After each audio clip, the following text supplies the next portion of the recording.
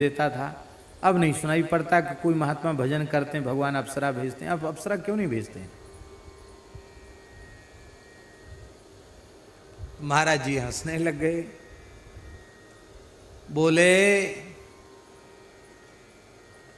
ये संसार के जो मलमूत्र के भांड हैं, जिनका न कोई रंग न कोई रूप, हर छिद्र से दुर्गंध और बदबू निकल रही है, ऐसे मलमूत्रों के भांडों में तो ये आसक्त हो रहे हैं, तो इनके लिए अप्सरा भेजने की जरूरत पड़ेगी।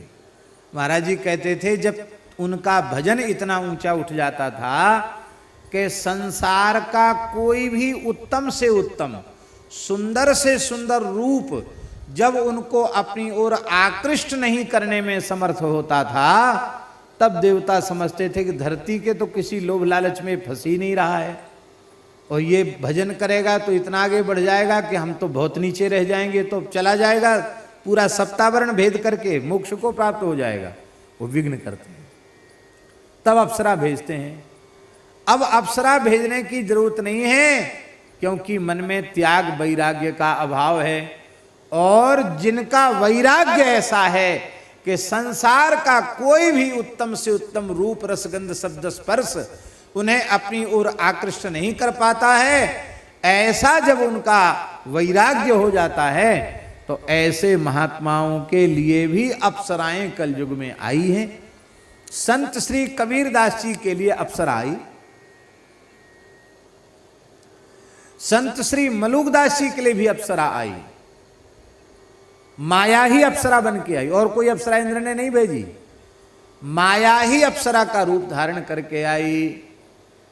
और जब माया अप्सरा का रूप धारण करके आई और कबीरदास जी महाराज भजन करते रहे, उनका कोई आकर्षण ही मन में नहीं हुआ। परम सुंदरी साक्षात माया अप्सरा बन करके आई, नाचती रही, बहुत देर तक गाती रही। कबीरदास जी अब बेचारी कहाँ तक गाए नाचे, थक गई। कबीरदास जी बोले कि कहो देवी, काहे को परेशान हो रही हो? बोले आपके भजन के फल के रूप में मैं आपके निकट आई हूं, आप मुझे स्वीकार करो। कबीरदास जी हंसने लगे, बोले देखो देवी, तुम कान खोल के सुन लो। एक न्यात तू माए लगत है, एक न्यात तू मौसी।